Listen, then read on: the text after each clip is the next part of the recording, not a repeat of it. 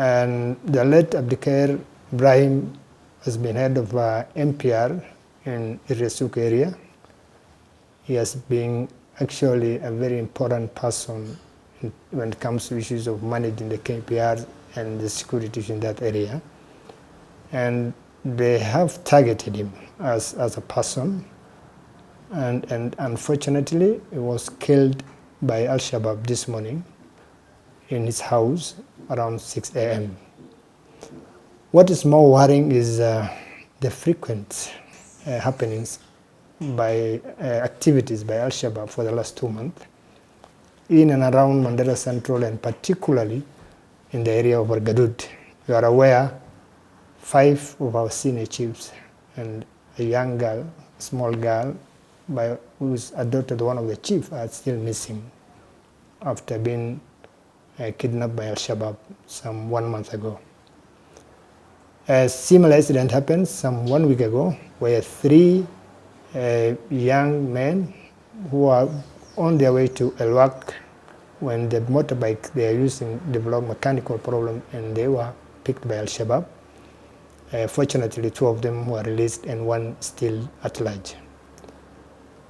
We have SOG camp in Wargadud, which is about 18 kilometers from Ireesuki.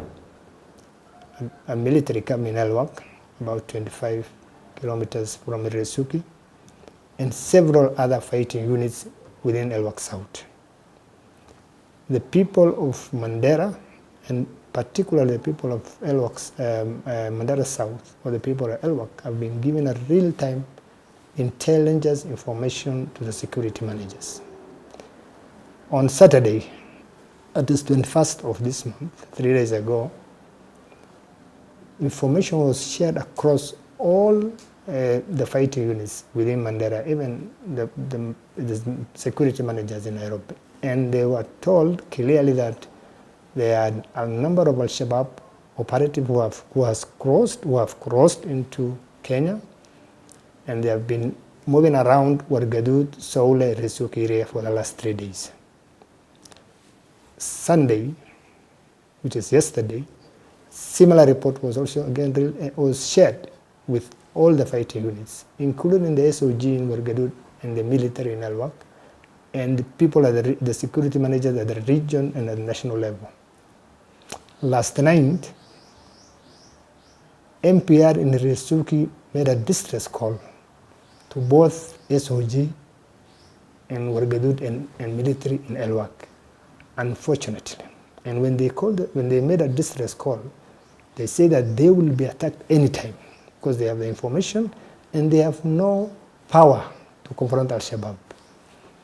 So nothing happened up until this morning when the incident happened, and our security personnel have turned into collecting dead bodies after the incident. That has been a very bad instead of being proactive, and deter incidents from happening, they have turned their role into being ambulances to collect injured and dead bodies after the incidents. So I think there's something that the security managers need to do. They need to rethink the way they have been doing their business. Their business. Mine is to ask the national government to equip MPR properly, then place them under a trained police officers or a military officers so that their works can be properly coordinated and the welfare is being looked at. NPRs are people who are not being paid by this government, with the exception of the few, about 500 of them who are in county payroll, because we support them.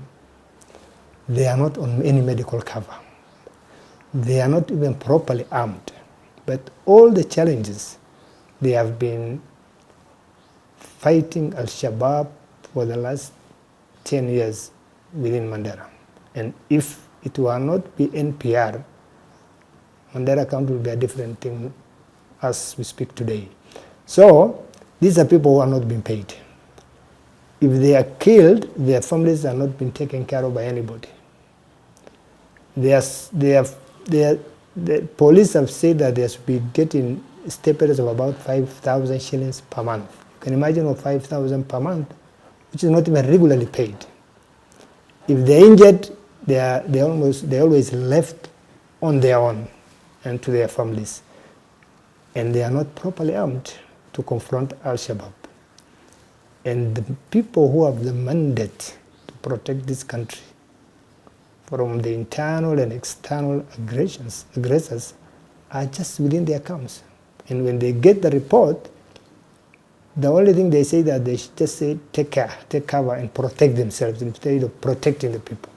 So we are calling upon the security managers, the National Intelligence Services, who always get this information and who heads the Special Operation Group, that's SOG, the fighting units, which is under Inspector General of Police, and the Kenya Defense Force to do their mandate, to do their work. Because I think the people of Mandera are fed up. They are ready to share information. That's the only thing they can do. They are ready to volunteer as MPR to support the government in issues of matters of security, but they are not getting that support from the national government. And if we continue like this, the danger is that the MPRs will going to return the few firearms they have to police and mind their business. And what that means is surrendering the entire region to Al-Shabaab. So my appeal is to His Excellency, the President of the Republic of Kenya, because he actually has the mandate of protecting this country. Because as things stand now, things are getting out of hand. And the MPRs are sons, fathers of people, and they have families to protect. And they cannot be just butchered every other day, and then they continue doing business as usual.